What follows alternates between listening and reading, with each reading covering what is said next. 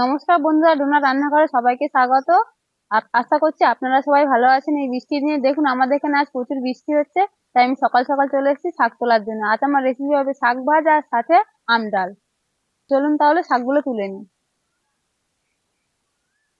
দেখুন এই শাকগুলোকে এমনি সবাই খায়, এগুলোর নাম গঙ্গা শাক। আমাদের এদিকে এটা গঙ্গা শাকই বলে।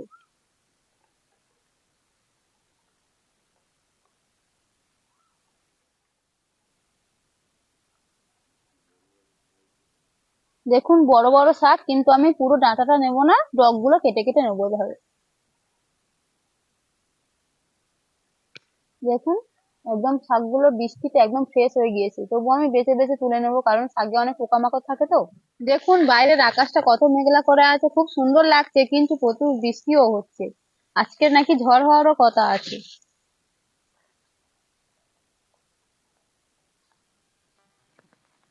দেখুন আমার শাক তোলা হয়ে গিয়েছে, অনেকগুলোই শাক তুলেছি। এবার বাড়ি যাব, গিয়ে রান্নাঘরে দেখা হবে। চলুন তাহলে বাড়ি যাই। দেখুন আমি বাড়ি যাচ্ছিলাম, বাড়ি যাওয়ার পথে দেখি না এই মাঠটায় কুলপে শাক হয়ে আছে, তাই আমি এই কটা কুলপে শাকের ডগ কেটে কেটে তুলে নেবো। কুলপে শাক এমনি খুব উপকারী, গায়ে রক্ত তৈরি করে। দেখুন একদম নরম, কোনো কাঁটা নেই গায়ে।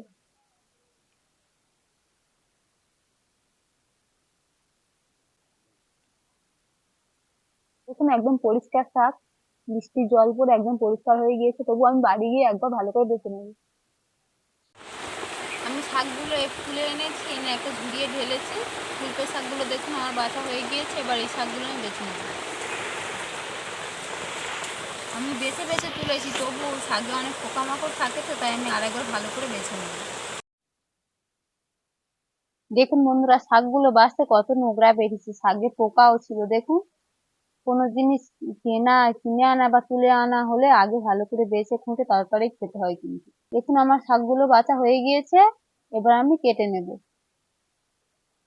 শাকগুলো কাটার জন্য এরকম ভাবে গুছিয়ে গুছিয়ে শাকগুলো নিয়ে নিচ্ছি, তাহলে কাটতে সুবিধা হবে। ছোট ছোট করে কেটে নেব।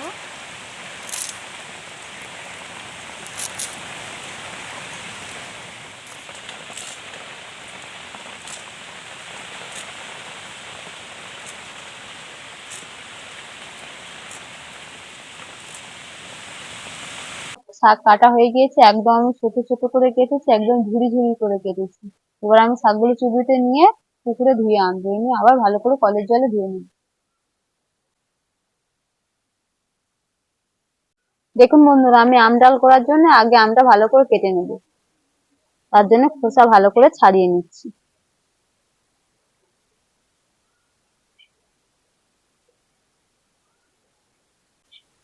আমটা খোসা ছাড়ানো হয়ে গেছে, এবার আমি কেটে নেব মাঝখান থেকে। দেখুন আমটা কিন্তু একদম আঁটি বসে যাচ্ছে, একদম ছিবড়ে ছিবড়ে মতন হয়ে গিয়েছে।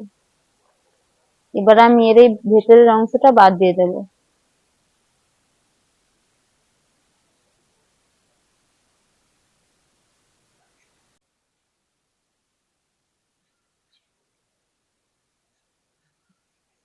আমটা সবে আঁটি বসছিল।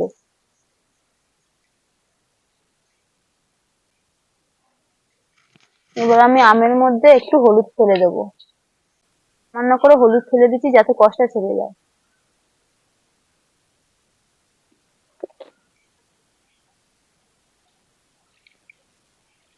কষটা ততক্ষণ ছাড়তে থাকবে, আমি ওদিকে ডাল সিদ্ধটা বসিয়ে দেবো। ডাল সিদ্ধ করার জন্য আমি উনুনটা আগে ধরিয়ে নেব।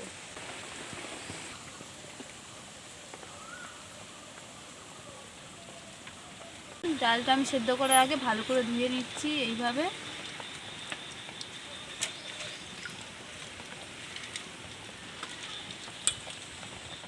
কড়া গরম হয়ে গিয়েছে, এবার আমি জল দিয়ে দেবো।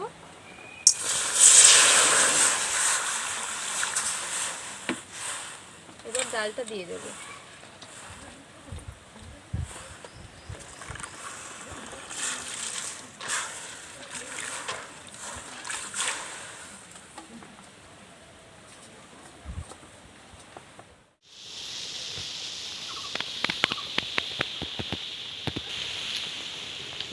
দেখুন ডালটা সেদ্ধ হয়ে গিয়েছে প্রায়, জলটা কমলেই আমি ডাল ঘাটা দিয়ে ডালটা ঘেটে দেবো। তার আগে আমি হলুদ দিয়ে দিচ্ছি, না তারপরে দিলে হলুদ গন্ধ থাকে।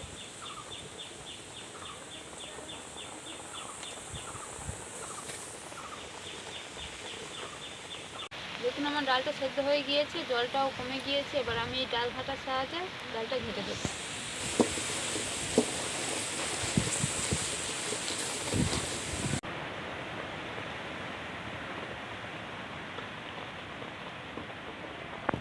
ডালটা আমার ঘাটা হয়ে গিয়েছে, এবার আমি জল দিয়ে দেবো, দিয়ে আরও কিছুক্ষণ ফুটিয়ে নেব।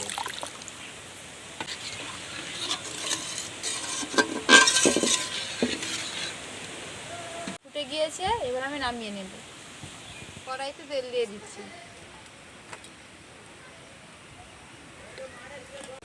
এবার আমি পাঁচফোড়ন দিয়ে দিচ্ছি, শুকনো লঙ্কা দিয়ে দিচ্ছি, তেজপাতা দিয়ে দিচ্ছি। এবার ভালো করে নেড়ে নিচ্ছি।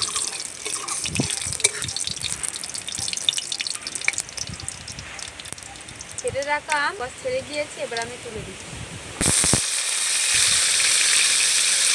ভালো করে কষে নিচ্ছি। এবার আমি নুন দিয়ে দিচ্ছি।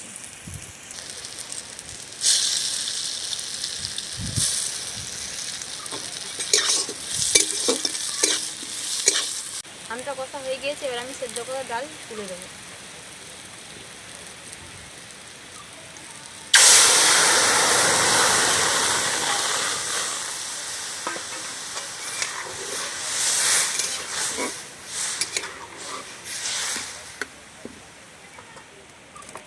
ডাল দিয়ে দিয়েছি, এবার আর কিছুক্ষণ ফুটিয়ে নেবো যাতে আমটা সেদ্ধ হয়, টকটা বেরিয়ে আসে।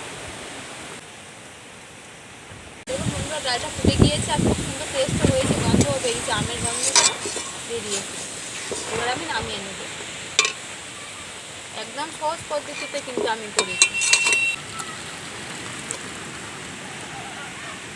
ডালটা আমি নামিয়ে নিয়েছি, এবার ওর ওপর থেকে হালকা করে আমি জিরে গুঁড়ো ছড়িয়ে দেবো। দেখুন বন্ধুরা, ডালটা কত সুন্দর দেখতে হয়েছে আর খেতেও খুব সুন্দর লাগবে। ডালটা করে নিয়েছি, এবার আমি শাকটা ভেজে নেব। কড়া গরম হয়ে গিয়েছে, এবার আমি তেল দিয়ে দেবো শাক ভাজার জন্য।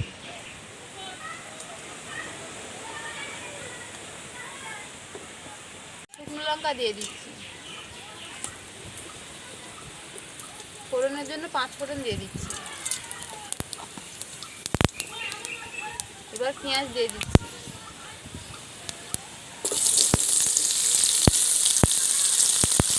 আমি লাল লাল করে ভেজে নেব।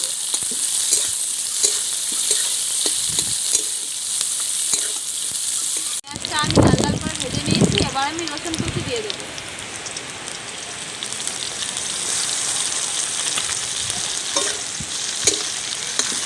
রসুনটা আমি বেশি ভাজবো না, একদম হালকা করে নেড়ে।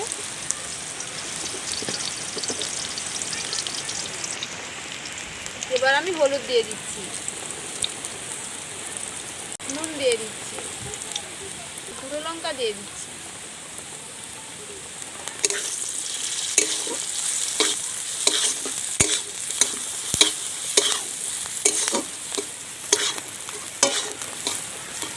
এবার আমি শাকটা দিয়ে দেবো।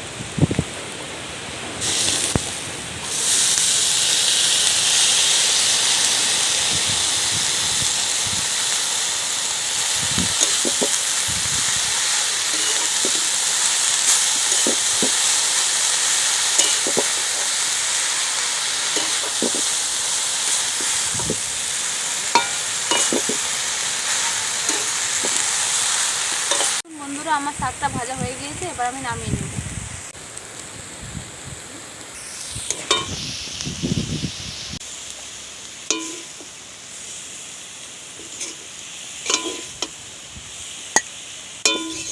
বন্ধুরা, আজকের আমার এই দুটো রেসিপি যদি ভালো লেগে থাকে অবশ্যই করে বাড়িতে আপনারা বানাবেন, লাইক করবেন, কমেন্ট করবেন, অবশ্যই করে চ্যানেলটি সাবস্ক্রাইব করে পাশে থাকবেন।